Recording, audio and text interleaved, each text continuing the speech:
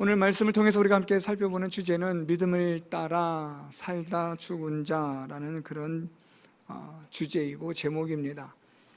오늘 이 말씀, 이 주제를 우리가 생각하면서 몇 가지 좀 생각해 볼 게 있습니다. 하나님을 믿는 믿음을 갖는 자들은 어떻게 살아야 되느냐라는 겁니다. 쉽게 말하면 교회 다니는 사람들, 예수 믿는 사람들은 어떻게 살아야 하느냐라는 겁니다. 두 번째는 꼭 그렇게만 살아야 하느냐라는 겁니다. 꼭 그렇게 예수님을 믿는, 하나님을 믿는 믿음의 삶이 있다면 그렇게 살아야만 하느냐라는 겁니다. 왜냐하면 하나님을 믿는 믿음의 삶이 이게 쉽고 간단한 문제가 아니기 때문입니다. 하나님을 믿는 믿음의 삶을 통해서 성경은 우리에게 증거를 나타내는 삶이라고 말하고 있습니다. 다시 말하면 하나님을 믿는 믿음의 그 삶은 반드시 행함이 따라야 하고 나타나는 것을 말한다라는 겁니다. 그래서 여러분, 우리가 하나님을 믿는 믿음의 삶, 또 예수님을 믿는 믿음의 삶, 또는 교회를 다니는 사람은 어떻게 사는 것이 바른 삶인지, 그리고 꼭 그렇게까지 세상 말로 유별나게 살아야만 하는지, 이런 것들을 오늘 우리가 본문을 통해서 살펴보려고 합니다. 어떻게 하면 우리가 믿음을 따라 살 수 있는가라는 것도 오늘 본문에서 다루고 있고요. 그리고 정말 중요한 것은 그렇게 하나님을 믿는 믿음의 삶을 살았을 때 그 결과는 어떠한지, 이러한 것들을 오늘 본문을 통해서 함께 살펴보려고 합니다. 오늘 본문은 우리가 13절부터 16절까지 읽었지만 사실은 4절 말씀부터 우리가 함께 살펴보는 말씀입니다. 믿음을 따라 살다 죽은 자들에 대하여 오늘 성경은 말씀하는데요, 믿음을 따라 살다 죽은 사람들, 오늘 본문에서 네 사람을 우리에게 설명하여 예를 들어 우리에게 말씀하고 있습니다. 그래서 우리는 오늘 이 4절부터 우리가 계속되어지는 12절 말씀을 통해서 믿음을 따라 살다 죽은 사람들, 즉 믿음을 따라 사는 삶이 어떤 삶인가를 우리가 함께 살펴보려고 합니다. 오늘 말씀에서 우리가 첫 번째로 믿음을 따라 사는 삶은 어떤 삶인가, 우리가 이것을 보려면 먼저 오늘 말씀에, 우리 4절 말씀에 보면, 믿음으로 아벨은 가인보다 더 나은 제사를 하나님께 드림으로 의로운 자라 하시는 증거를 얻었으니 하나님이 그 예물에 대하여 증언하심이라. 그가 죽었으나 그 믿음으로써 지금도 말하느니라. 11장 4절을 통해서 믿음으로 살았던 아벨을 오늘 우리에게 말씀하시면서 믿음을 따라 사는 사람은 어떤 사람이냐에 대하여 한마디로 말하면 하나님께 제사 드리는 사람, 오늘 우리말로 말하면 예배 드리는 사람, 교회에 가서 하나님을 예배하는 사람, 이것이 믿음을 따라 사는 사람이라. 하나님을 믿는 사람, 예수를 믿는 사람, 교회를 다니는 사람이라고 말하는 겁니다.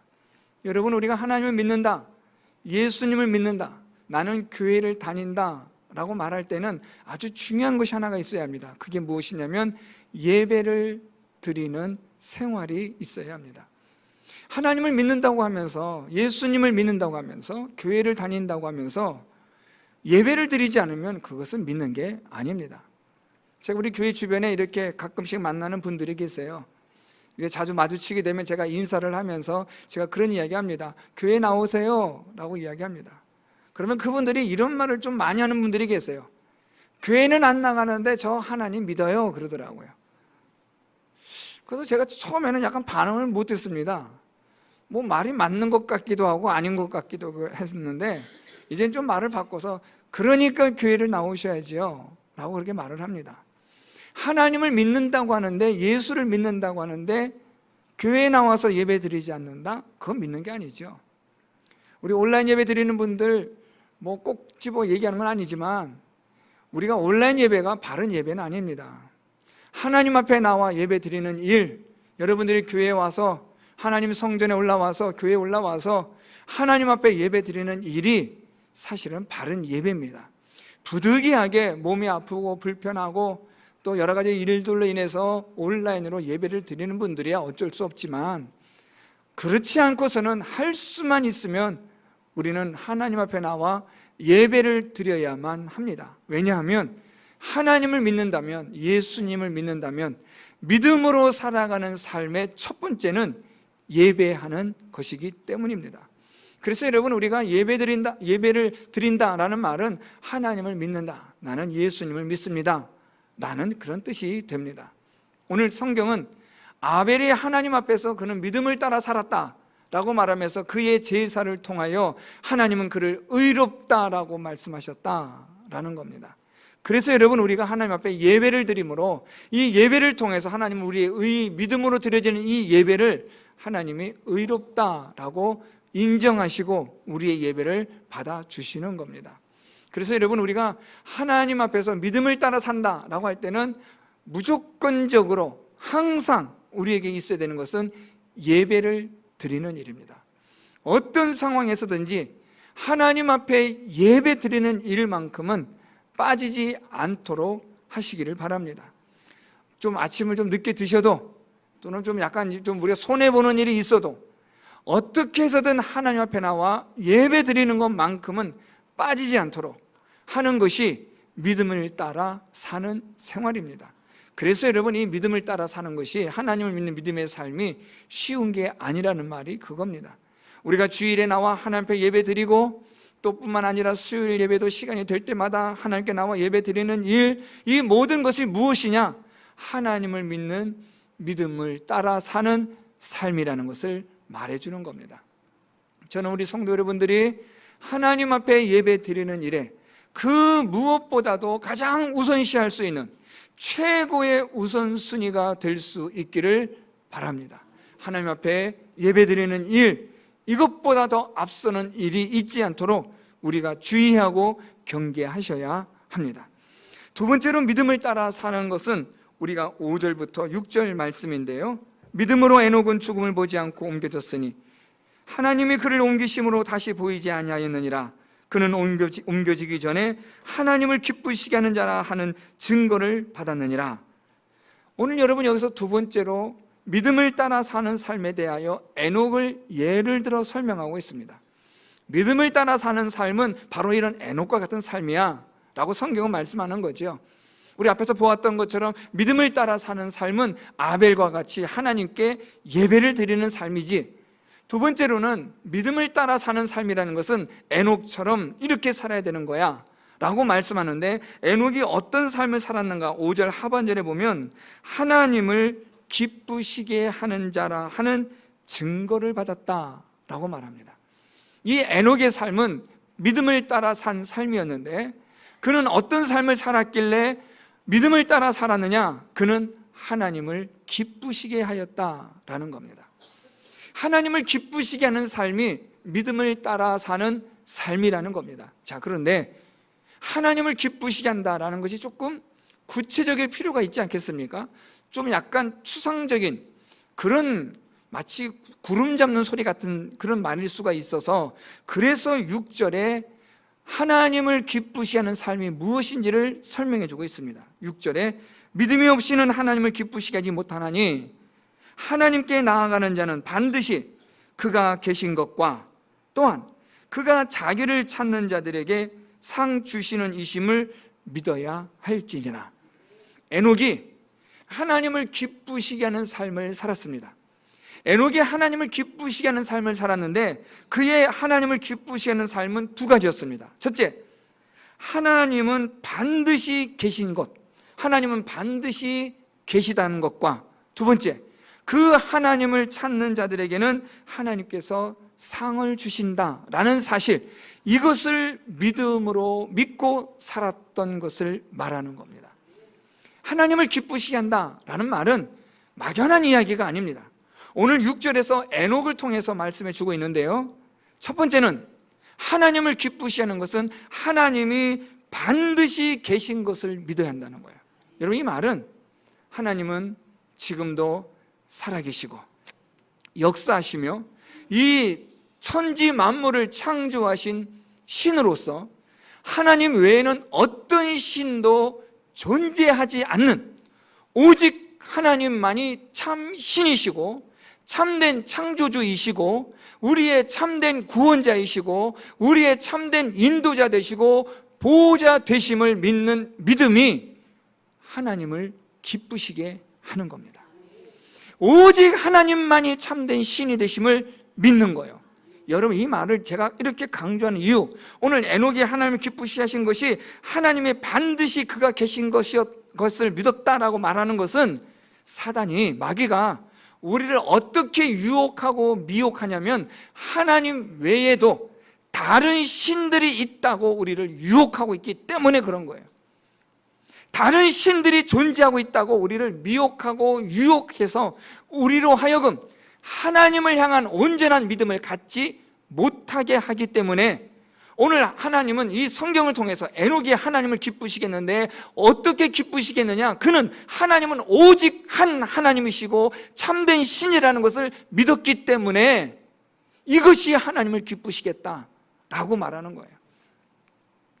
오늘날 여러분, 한국교회 성도들이 엉터리로 교회 다니는 사람들이 너무나 많아요. 여러분, 에녹 시대뿐 아니라 오늘 이 한국교회도 하나님을 믿는 믿음에 대한 절대 신앙이 없는 사람들이 얼마나 많은지 몰라요. 어떤 분들은 아침에 일어나서 운수 보는 걸 가지고 일과를 시작하는 분들이 계세요.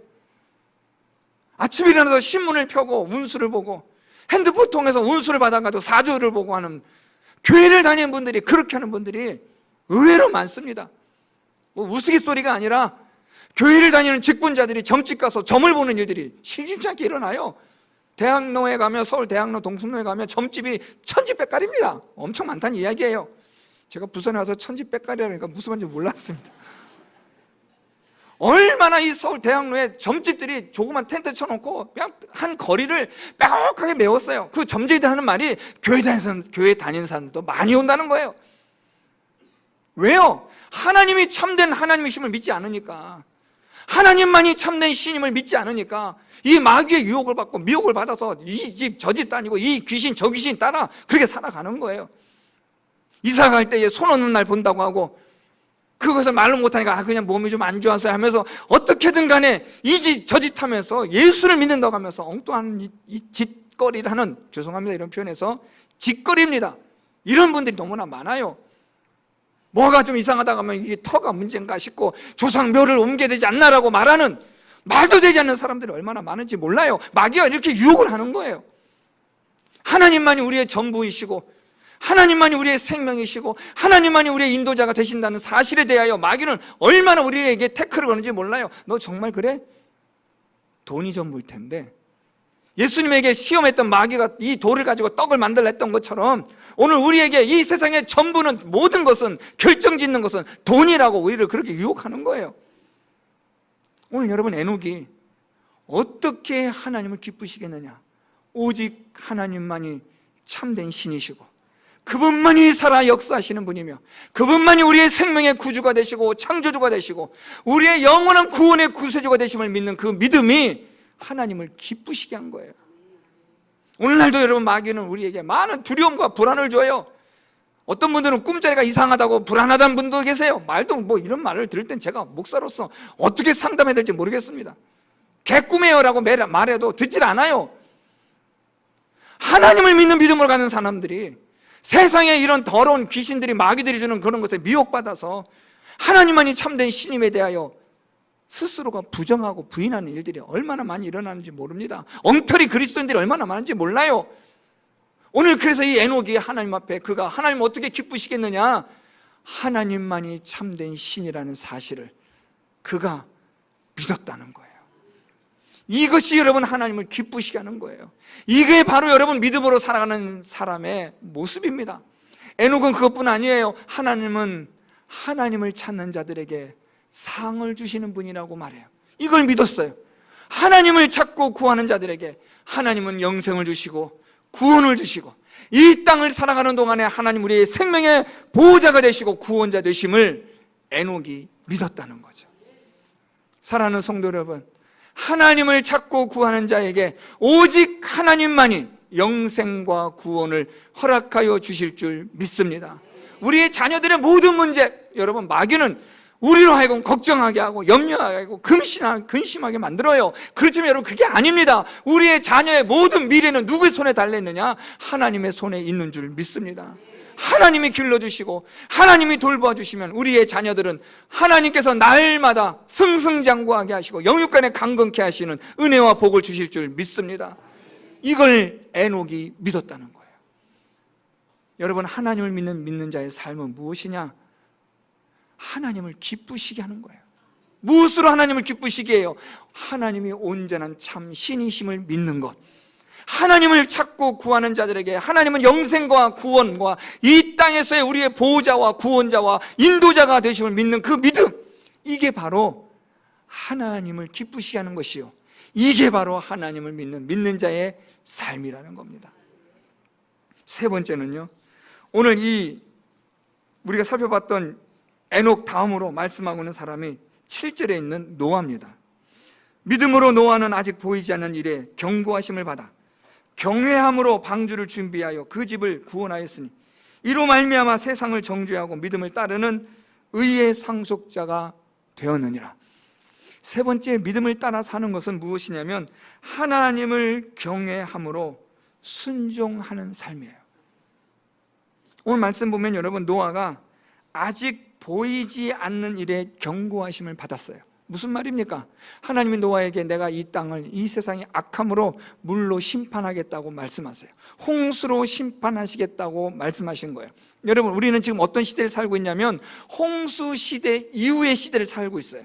그래서 홍수 시대 이후로 이 세상은 땅에 물이 범람하고 많은 천재지변이 일어나고 재앙과 재난이 일어나는 시대를 우리는 살아가고 있단 말입니다. 그렇지만 노아 시대는 아직 하나님의 홍수 심판이 있기 전에는 홍수라는 말 자체가 낯설은 거예요. 경험이 안 된 거예요. 한 번도 보지 못한 일들이에요. 이때는 하나님께서 창조하신 이후로 아주 아름답게 땅을 만드셨기 때문에, 아직은 심판하지 않으셨기 때문에 정말 아름다운 비옥한 세상이었어요.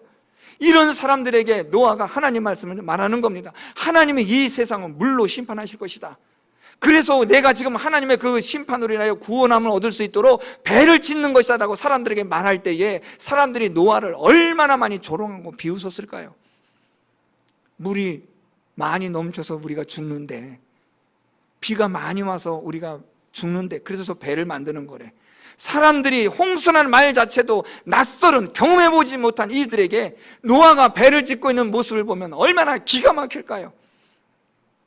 고린도전서 1장 말씀 보면 하나님은 전도에 미련한 것으로 구원하기를 기뻐하셨다라고 말씀해요. 십자가의 도는 구원을 받지 못하는 자들에게는 미련한 거예요. 어리석은 거예요. 그렇지만 구원을 받는 우리에게는 하나님의 은혜가 되는 줄 믿습니다. 노아는 여러분, 하나님을 경외함으로 하나님의 말씀에 따라 배를 짓는 거예요. 오늘 말씀처럼 방주를 준비했다 그러잖아요. 그래서 구원을 준비했다는 거예요. 여러분, 우리가 예수 그리스도를 믿는 믿음으로 말미암아 이 세상을 하나님이 다시 심판하실 텐데, 불로써 이번에는 심판하실 텐데, 예수 그리스도를 믿는 자는 구원하여 주지만 예수 그리스도를 믿지 않는 자는 영원한 사망에 이르게 될 터인데, 그래서 우리가 예수를 믿는 믿음의 삶을 가지고 믿음을 따라 살아가는 이 일에 세상 사람들이 얼마나 많이 우리를 조롱하냐는 거예요. 기독교를 보고 향해서 독선적이라 그러고, 기독교를 향해서 이기적이라 그러고, 자기들만의 종교가 있고 자기들만 구원이 있다고 말하는 기독교를 얼마나 많이 비난합니까? 모든 세상에 다 구원이 있다, 어느 종교를 믿든지 간에 다 구원받는다라고 말하는 그런 종교다원주의의 사상을 가지고 있는 이 사람들에게 기독교가 얼마나 바보 같고 미련하고 고집불통으로 독선적으로 보이겠습니까? 노아가 하나님을 경외할 때에 그는 하나님의 말씀에 절대 순종하는 거예요. 하나님의 말씀에 따라 살아가는 겁니다. 왜요? 하나님을 경외하였기 때문에. 믿음을 따라 사는 삶은 하나님을 경외함으로 하나님의 말씀에 따라 순종하며 사는 삶인 줄 믿습니다. 여러분, 우리가 왜 하나님 말씀에 순종할까요? 하나님을 경외하기 때문에, 하나님을 두려워하고 사랑하기 때문에 그 하나님의 말씀대로 우리가 순종하는 거예요. 이게 바로 믿음을 따라 살아가는 삶입니다. 그 누가 조롱하고 그 어떤 사람들 우리를 비방하고 우리를 놀릴지라도, 세상의 웃음거리가 된다 할지라도 하나님을 경외함으로 하나님의 말씀대로 순종할 때에 오늘 말씀처럼 구원을 준비하고 구원을 받는 자 되는 줄 믿습니다. 믿음을 따라 사는 사람은 그래서 세상 사람들에게 조롱거리예요. 믿음으로 말미암아 조롱거리가 되는 거예요. 다른 세상 사람들보다 못한 도덕적인 잘못된 일로 비방거리가 되는 것은 안 되지만 하나님을 믿는 믿음으로 말씀대로 순종하여 살 때 비방거리 되는 것은 그것은 오늘 성경에서 우리가 말하고 있는 그런 믿음을 따라 사는 삶에 있어서의 겪게 될 일이라는 겁니다.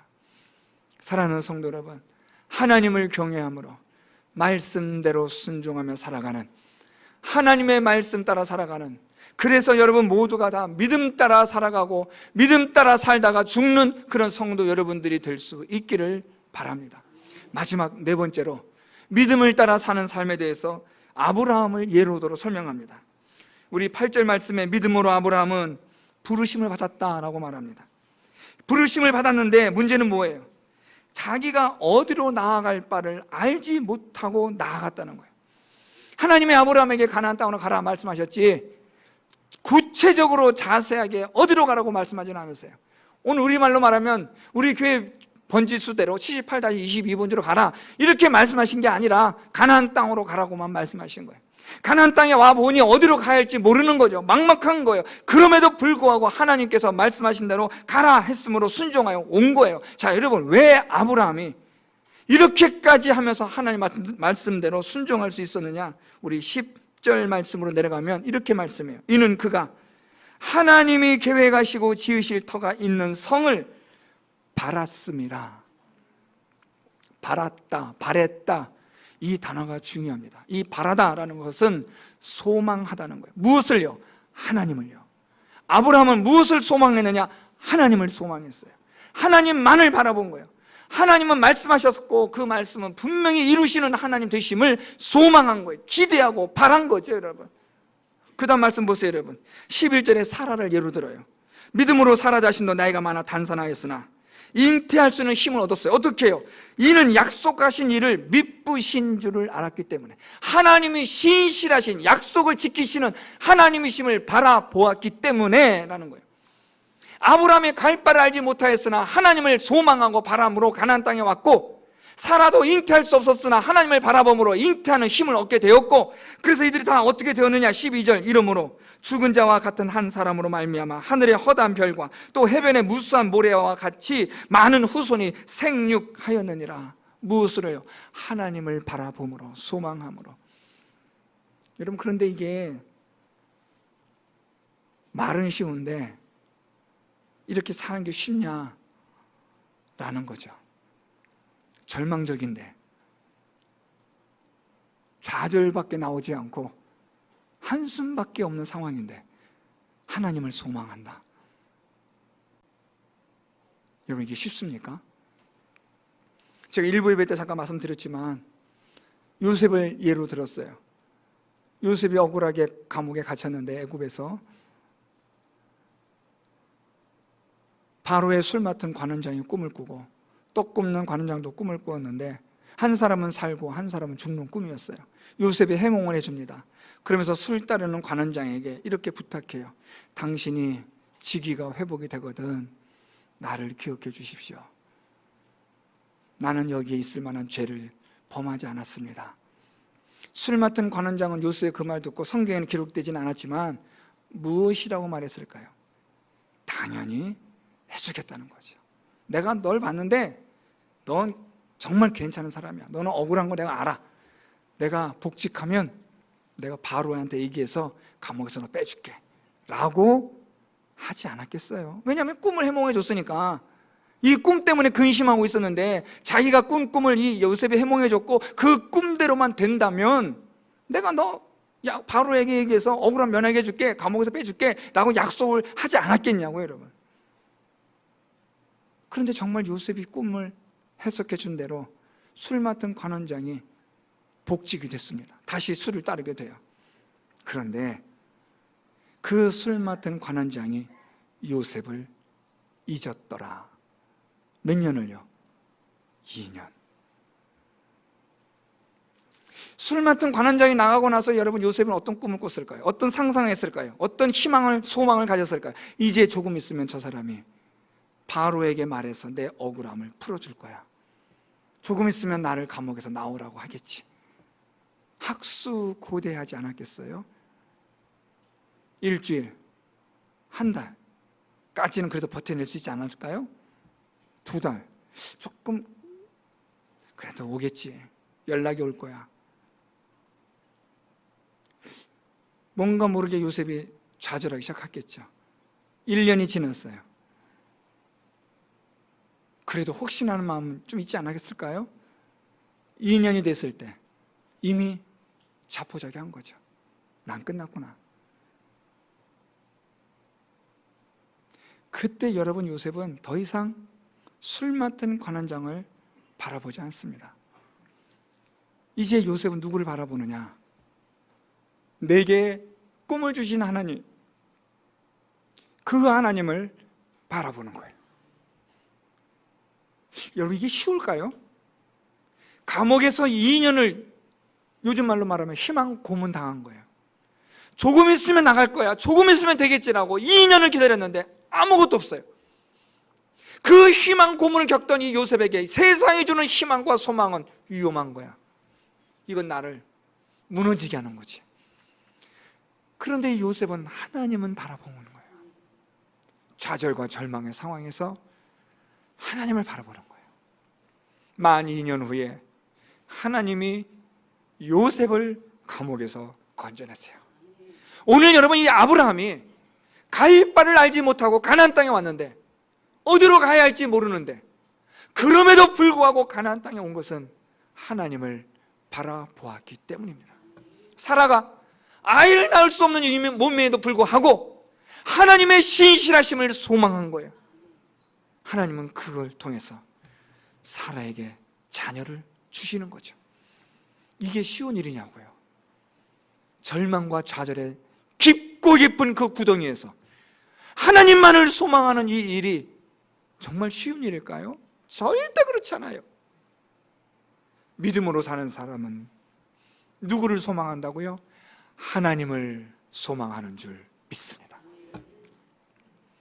자, 여러분 그러면 이들이 이렇게까지 하나님을 소망했던, 이들이 이렇게까지 믿음의 삶을 살았던 이유가 무엇이었을까? 우리도 나도 이렇게 믿음을 따라 살 수 있을까? 하는 이런 의문과 생각을 우리 하지 않겠습니까? 어떻게 하면 나도 아벨처럼 믿음을 따라 하나님 앞에 예배를 드리는 자, 하나님 앞에 의롭다는 증거를 얻을 수 있을까? 어떻게 하면 나도 에녹처럼 하나님을 기쁘시 하는 자의 삶을 살아갈 수 있을까? 어떻게 하면 나는 노아처럼 하나님을 경외하여 하나님 말씀대로 순종하는 삶을 살아갈 수 있을까? 어떻게 하면 나는 아브라함처럼 그의 아내 사라처럼 하나님만을 소망하며 살아갈 수 있을까? 이 너무 어렵고 힘들거든요. 그런데 이런 삶이 가능하냐? 가능하기 때문에 오늘 성경 말씀하고 있지 않습니까? 아벨이 그러했고 에녹이 그러했고 노아가 그러했고 아브라함과 사라가 그러했다라고 말하고 있잖아요. 여러분 어떻게 이게 가능하냐고요. 오늘 말씀 볼까요 여러분? 우리 말씀 보면 15절 16절 그들이 나온 바 본향을 생각하였더라면 돌아갈 기회가 있었으려니와 그들이 이제는 더 나은 본향을 사모하니 곧 하늘에 있는 것이라. 어떻게 이들이 이 믿음의 삶을 포기하지 않을 수 있었는지, 이들이 어떻게 하나님 앞에 예배를 드림으로 믿음의 삶을 살아가는지, 어떻게 하나님을 기쁘시하는 삶을 이들이 끝까지 살아갈 수 있었는지, 어떻게 이들이 하나님을 경외함으로 하나님의 말씀을 순종하며 끝까지 살 수 있었는지, 어떻게 하나님을 끝까지 소망하며 좌절과 절망의 구덩이에서 버텨냈는지, 그것은 다름 아니라 이 세상의 본향보다 더 가치 있는 영원한 하늘에 있는 본향을 사모하였기 때문이라는 거죠. 가치의 문제였어요. 정말 진짜 가치가 이 세상에 있는 게 아니라 저 영원한 하늘에 있다는 것을 깨닫는 순간 이 세상에 있는 어떤 것도 이제는 금은부활할지라도 돌아보질 않는 거죠. 이것을 발견한 자만이 믿음 따라 살다가 죽는 자가 될 수 있는 겁니다. 사랑하는 성도 여러분, 이 세상에 있는 것들은 아무리 귀한 것이라 할지라도 다 사라지고 맙니다. 꽃과 같이 풀과 같이 시들고 말아요. 여러분, 우리가 봄, 여름, 가을, 겨울을 보면서 무슨 생각 드세요? 아무리 화려하고 아무리 이쁘게 피는 수목이라 할지라도 가을이 되고 겨울이 되면 다 앙상해지는 거예요. 이 세상은 그런 인생이에요, 여러분. 모든 것이 다 헛된 것이 이 세상의 인생입니다. 이 세상의 가치보다 더 영원한 가치는 오직 하늘에밖에 없어요. 우리가 그 영원한 하늘의 가치를 발견한 순간 믿음을 따라 살아가는 자가 되는 줄 믿습니다. 하나님은 이런 자들을 위하여 준비하신 게 있습니다. 오늘 본문 말씀 마지막, 이러므로 하나님이 그들의 하나님이라 일컬음 받으심을 부끄러워하지 아니하시고 그들을 위하여 한 성을 예비하셨느니라. 하나님이라 일컬음을 받으심을 부끄러워하지 않으셨다라는 말은 이들을 하나님이 기뻐하셨다는 거예요. 말씀을 따라 하나님을 믿는 믿음을 따라 살아간 이들을 하나님이 기뻐하셨고, 이들을 위하여 하나님이 한 성, 영원한 성, 거룩한 성 예루살렘을 준비하셨다라는 겁니다. 사랑하는 성도 여러분, 믿음을 따라 살다 죽는 이들을 위하여 하나님은 그들을 기뻐하시고 그들을 위하여 영원한 거룩한 아름다운 성을 예비하여 주신 줄 믿습니다. 그 성에 들어간 날까지 말씀 따라 믿음 따라 끝까지 살아가시는, 하나님 앞에 예배드리는 삶, 하나님을 기쁘시게 하는 삶, 하나님을 두려워하며 경외할 줄 알며 순종하는 삶, 하나님을 소망으로 삼는 그런 믿음의 삶을 끝까지 살아가시는, 이 세상으로 뒤돌아가지 마시고 뒤로 물러가지도 마시고 쟁기를 손에 잡고 뒤로 돌이키지도 마시고 오직 주만 바라보며 하나님만 바라보며 저 영원한 도성을 향하여 믿음의 삶을 나아가시는 우리 모든 성도 여러분 다 될 수 있기를 예수 그리스도의 이름으로 축원드립니다.